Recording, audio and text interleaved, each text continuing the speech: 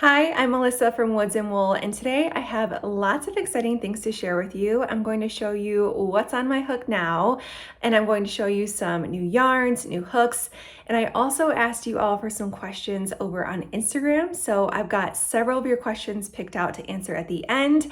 And before we jump in, I did want to share with you just one finished object, and that would have to be my horizon top. I just released this pattern this summer. It's a super fun and quick and easy crochet top. It uses Color Theory from Lion brand. So this is a worsted weight acrylic yarn, and it's just so much fun. I chose these kind of retro colors together. Absolutely love it. It's so soft, so much fun to wear in the summer. I love it, especially with like a high-waisted pant. So that is the horizon top. I'll include the link for this pattern and everything else I mention in the description box. So if you're looking for more information on anything I talk about, that's where to find it. Now let's jump into what's on my hook, because that is what I'm most excited to talk about. I haven't even had a chance to share these projects over on Instagram yet, so I'm very, very excited to show them to you today. Now, this might look familiar if you're following me on Instagram. I made this granny stripe top last summer, and I was super excited about the design. It is very, very cute. I used Dishy, which is one of my favorite yarns from We Crochet for this top, and Dishy I've used for many dishcloth patterns. It's one of my favorite yarns in the entire world. So I thought, let's take it a step further. Let's design a top with it. And I made this top, and honestly, I was just not happy with the way that it came out at all. So I put it in timeout.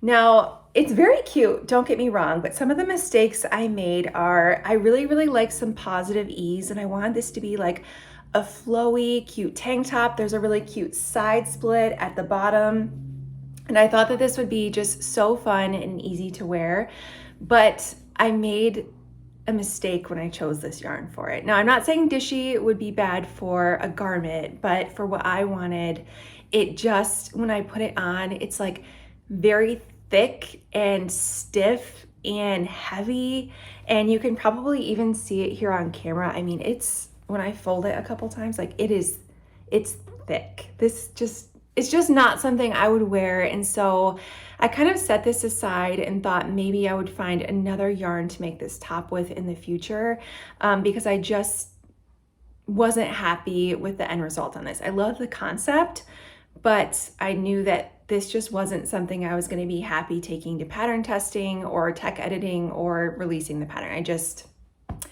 too thick and stiff. It was so close, but it just wasn't right. So I ended up finding another yarn I thought would be perfect for this.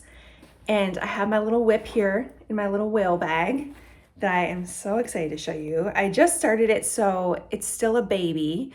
Has a ways to go, but I want to share this with you because I'm so excited about how it's coming out. So one of the reasons it took me a while to find another yarn for this is because I really was attached to the colors I chose from Dishy. This is just something I feel like I would wear a lot, and I love the color range of Dishy. Anytime I'm pairing a lot of different colors in a pattern, I want to make sure that anyone making the pattern in the future would have a lot of options to choose from.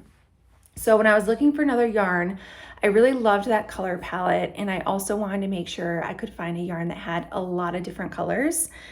So I ended up choosing, it's called Rainbow Cotton from Hobie.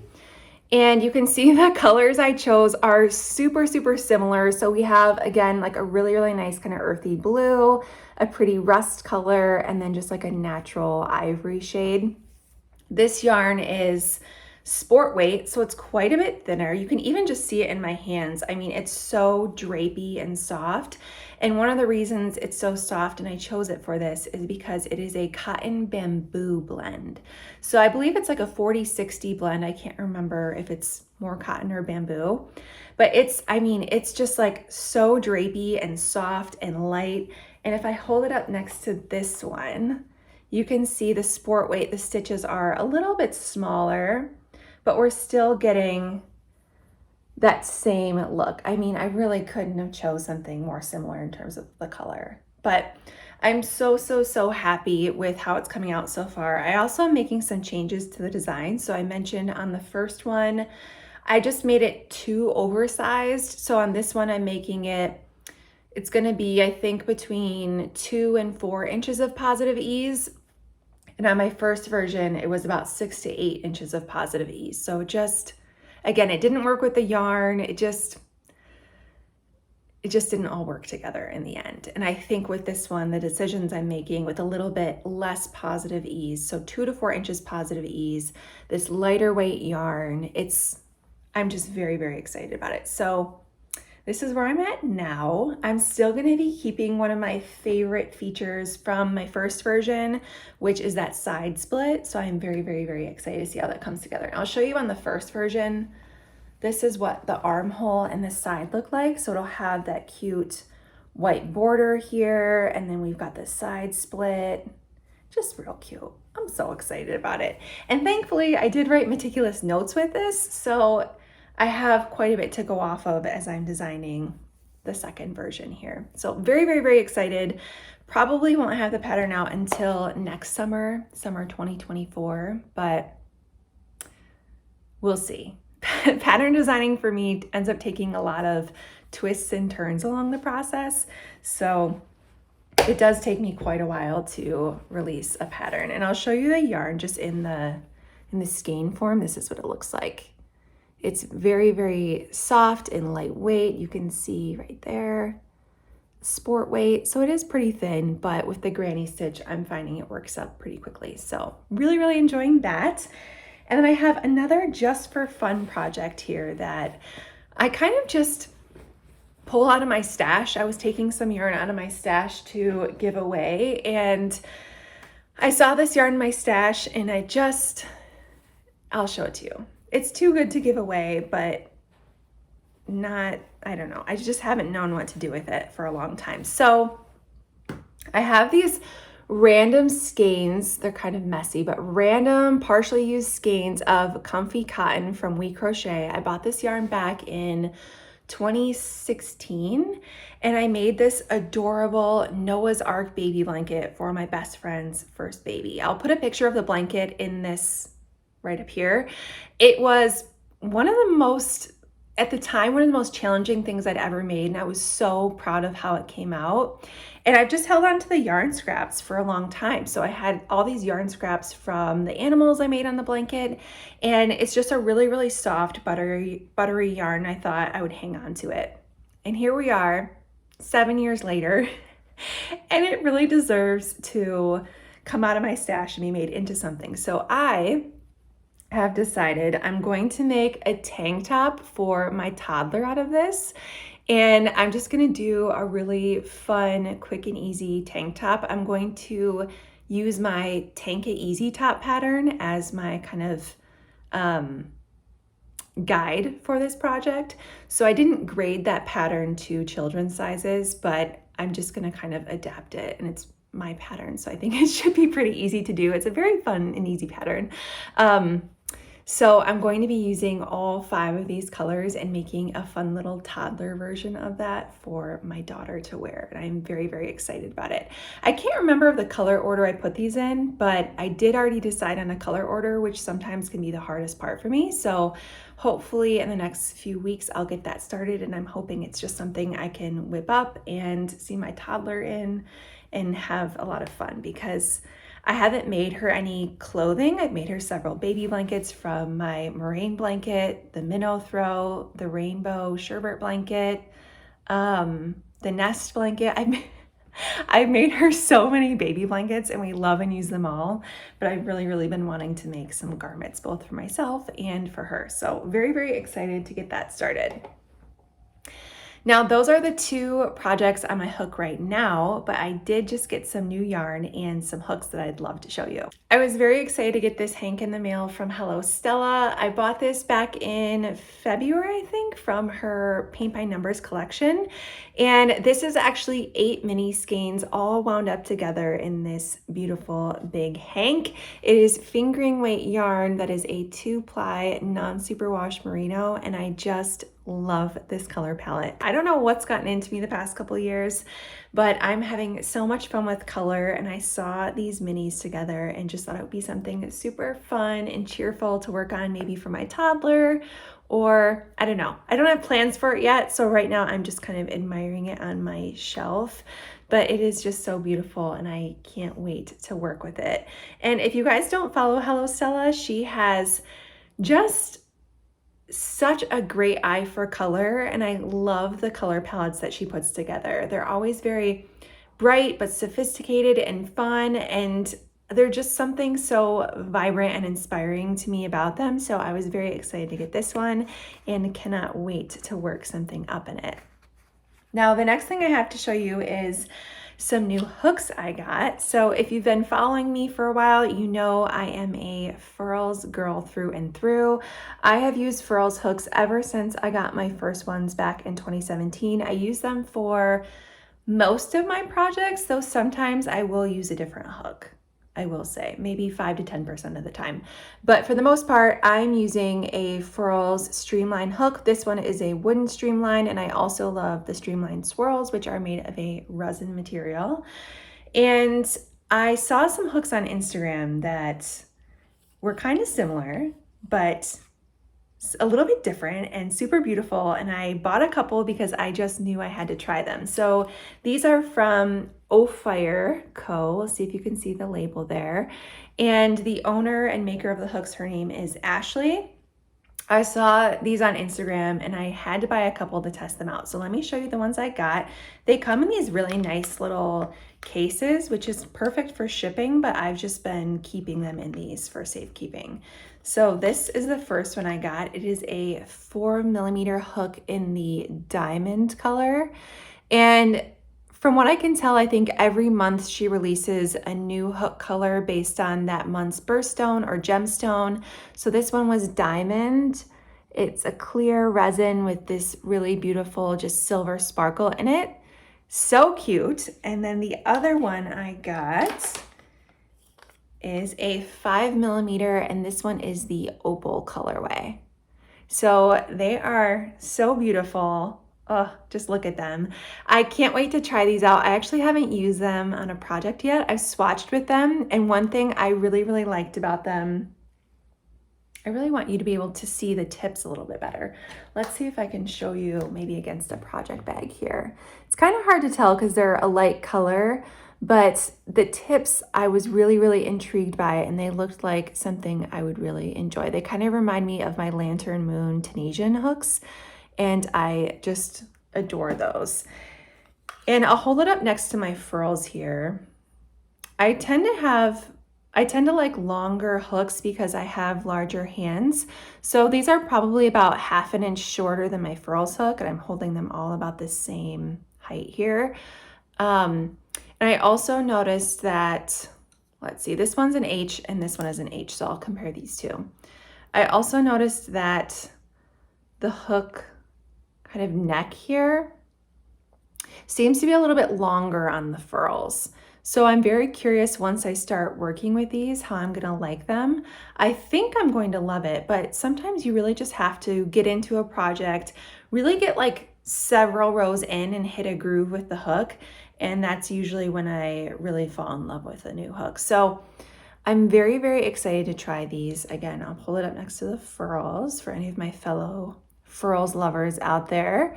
But these Fire hooks, they're also $14.99 US, and that's just regular everyday price. So they're super affordable. And again, I don't know if maybe they were on sale when I bought them. I don't think so. I think they were really $15, but they're just super affordable, beautiful, and I love supporting a small business. So I was so excited to find these. Cannot wait to use them. And I think I'm going to use this H size for that colorful tank top I'm going to make. So that should be really, really fun to test out a new hook, have like a just for fun project. and we will see how it goes, but I can't wait to use these. Now, I am very excited to get to answering your questions. So for this Ask Me Anything, I asked you guys on Instagram what you wanted to know, and these are the questions you sent in, and I picked some of them out to answer. So I have them printed off here. I'll be reading them from my notes. And the first question we have is, what tools and supplies do you use to make your patterns? So I keep it pretty simple. I use a notebook, and this notebook contains, let's see the first pattern in it. Wow, the first pattern I wrote in this notebook was my perfect summer poncho. So I've been using this notebook since 2020, and it's just kind of a mess, but I really use this to write out my thoughts, draw pattern diagrams, I let it be messy, I let it be whatever it needs to be, and everything goes into this notebook. I also always use my favorite erasable pens. I find it really just eliminates any, need for perfection or anything. I just want this notebook to be a giant brain dump of all my ideas, and that's exactly what it is. And when I make mistakes, I just go back and erase it and write over it. Or when I make changes to a pattern, I can just really easily erase row numbers or whatever, stitch counts, and just write in the new ones. So that's why I love just pen and paper, my erasable pen, and it pretty much stays with whatever design I'm working on. I will also use the Notes app in my phone if I don't have my notebook with me, or if I'm just working on something on a whim. I'm always writing everything down as I'm working on something. A couple other things I'm always using and doing when I'm working on a new design is a tape measure. I have some of the, sewing tape measures that you'll probably mostly see people use, but I tend to use this one a lot because I can always find it. I don't remember where I think I just stole this from our garage or something at one point, but it has become my tape measure. I've used it for years, and I also really like that it just, lays flat. So I can set this down and just kind of set my project on it, and I find it a little bit less finicky than the sewing tape measures. Though I do use those and they float around in my project bags, I'm just always losing them and refinding them later. So have to have a tape measure at all times. And I'm also pretty frequently packing and using my kitchen scale. I've had this one forever. You can get them for $10 on Amazon. And it is so helpful for designing, because when I'm working on something, and this tank top's a great example, I have all different size skeins of 5 different colors, and it'll be really helpful for me to measure how many grams I've used after each round or something, so that then I can kind of gauge and see how much yarn I'm using and make sure I have enough for the whole project. And if not, I can make adjustments, I can order more, do whatever I need to do, but I am always using my kitchen scale. Another thing, which isn't really pictured here, but is Google Sheets or Microsoft Excel. So I'm constantly making spreadsheets, especially for pattern grading, and I keep them all in my Google Drive. So that's why I said Google Sheets, because that just, syncs right up for me. But I am constantly measuring, weighing, and really just thinking through all the logistics of making a design, and Google Sheets helps me do that. So you can create formulas, you can highlight stuff. It's just a fantastic tool. If you've ever been intimidated by using Microsoft Excel or a tool like that, don't, because you get to decide how you want to use it, and it could be helpful for anything, honestly. So that's my spiel on that. But on to the next question. Let's see. This question said, do you alternate skeins when working with indie dyed yarn? And this is a pretty short and simple answer. I only alternate skeins if I feel like I have to. So if I'm noticing if I'm using tonal colors and they're indie dyed or hand dyed yarns,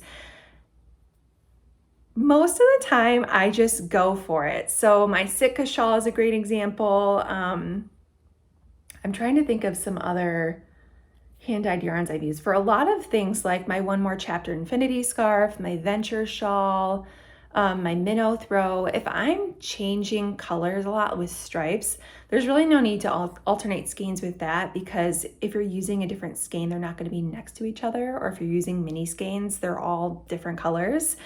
But I will say I alternate skeins with my speckle blanket. I just really wanted the speckles to lay evenly, and I didn't want one half of the blanket to be more speckly than the other. So with that project, I did alternate skeins. I was happy I did. But it is just like a little bit of extra work if you're having two skeins always attached to your project. But I think it's a judgment call. It's based on your project and the yarn and how many skeins you're using. You know, if you're making a whole sweater in one colorway, it's probably a good idea to alternate skeins. But again, I would just take a really good look at them and make a judgment call if I felt like I needed to. But otherwise, I try not to, because why work with two skeins and have them attached? It just kind of adds more things to your project and project bag that are getting tangled up together. So I don't alternate skeins unless I really want to or feel like I need to. The next question is, have I ever dyed with other natural things aside from avocados? And the answer is no. I've only done avocado dyeing so far, and that is for a couple reasons. For one, I just love the outcome of avocado dyeing. No matter if you go lighter, darker, more cool tone, the outcome is always beautiful, and I just have so much fun doing it. Now, if I did dye with another natural colorway, I love the look of marigold dye, and that's actually one of the colors that I used in my interwoven scarf pattern. It's a beautiful yellowish kind of green color, but one of the things I haven't quite tackled yet is figuring out a mordant. So when you're dyeing with some natural dyes, you have to add a mordant, which helps the color bond with your fiber. And in avocado, you don't have to do that because the avocado pits already have a natural mordant in them. So I'm sure it's very simple, but I honestly just haven't gotten to it yet. And I just love avocado dyeing so much. Now, the next question is, how do you crochet so much with a toddler? I can't seem to finish any of my projects with my 2-year-old. That is such a good question. So first of all, it's a challenge. I never quite realized how busy a toddler or little one would keep you, and they definitely keep you on your toes all day, every day. Now, first of all, I would say I probably don't crochet as much as you think I do. I might, on a good day, crochet for like an hour after bedtime or maybe a little bit during nap time, and that is when I squeeze in some of my crochet. But overall, there are definitely many days or even weeks that go by without me even picking up my crochet hook. So just keep that in mind if you're seeing me post things and seeing a lot of makers like produce new designs or something. Something like my Horizon top took me a year to get published. So things are very slow going for me over here, but what I will say is what makes a huge difference for me is we do have like 8 to 10 hours of childcare a week. So that is really when I have my focus time, that I am at my computer working on email campaigns, blog posts, grading patterns, getting pattern documents formatted, making stitch diagrams, like all of the really, I guess, very focused work happens when I have childcare. So I really try and maximize that time because that's when I can truly think through something fully and put out a design that I am very proud of and know the ins and outs of, and get to think through really how I want that to come together and get to make it happen. So if you're ever curious how I'm finding the time, having that little bit of childcare every week is huge for me, and I would not be able to be designing in the way that I am without just that little bit of time to really get to focus. So that's a huge help for me. Now, the next question kind of relates to this as well, which is, how do I stay motivated to actually finish a full project with seaming, weaving, blocking, and detail? So I wrote down a few things that I think help me with this. Definitely having childcare does help me because it gives me that focus time that I know that's my opportunity to get something done. And if I don't do it then, I might have to wait a while before I have the opportunity to sit down for an hour or 2 hours at a time to really think through something and make it happen. So for example, this week I was working on some stitch diagrams and pattern schematics, and you would be surprised, I probably spent 4 to 5 hours on those. So that dedicated time really helps me do that and helps me stay motivated because it gives me kind of a mini goal or a mini deadline to say, okay, I'm gonna have 2 to 3 hours tomorrow. Let's see if I can get this knocked out. I also only have 1 or 2, maybe 3, but usually only 1 or 2 work in progress projects at a time. So I'm not dividing myself between, 5, 6, 7, 8 different crochet projects. I really am just focused on, like, for example, the 2 that I showed you. So I'm working on my granny striped tank top, and I'm going to be working on a just for fun tank top. So I have one that I can kind of cruise on, and the other one that I might have to stop and think or stop and write things down or stop and measure as I'm working on it. And those, when I'm at those points in a project, I try and do them after the toddler's bedtime so that I know I won't be interrupted and I can really sit down and like get through the section I'm trying to work out. Like I've already said, I really try and dedicate certain times for crochet. So after bedtime, once our toddler goes down to sleep, we're cleaning up the kitchen, preparing stuff for the next day, whether that's meals, packing bags, whatever.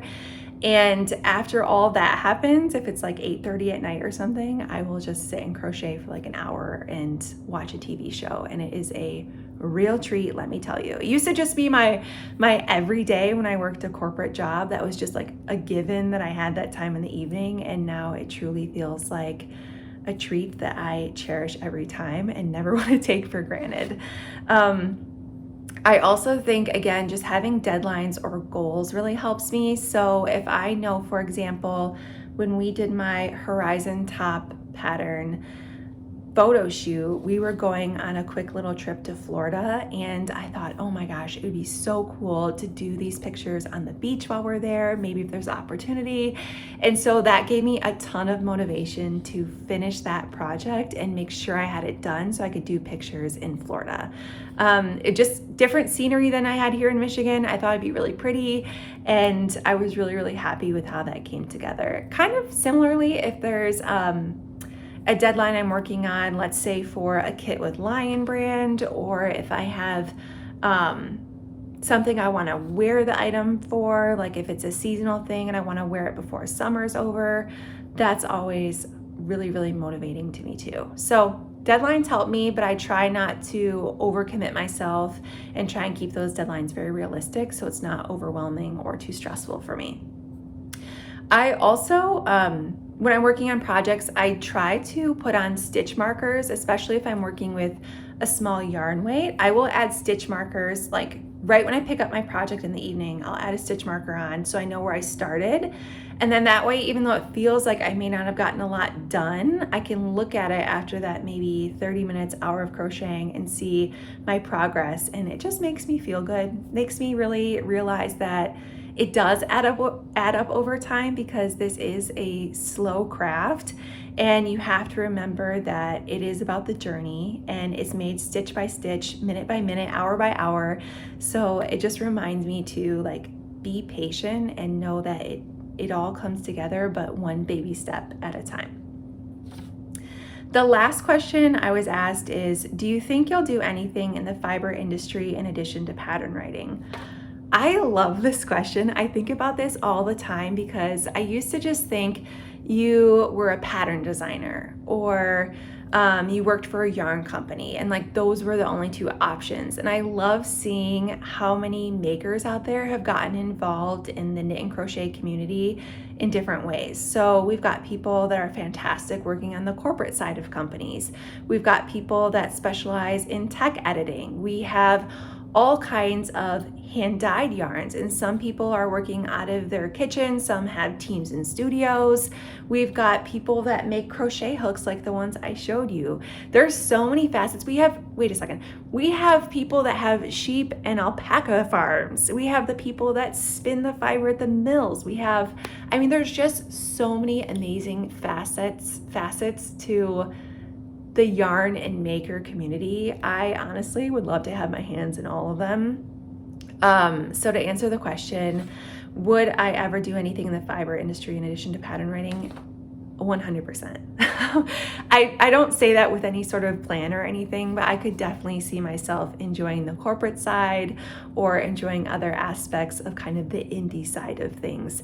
There's just endless opportunities to get involved, even if that's just picking up knit or crochet as a hobby.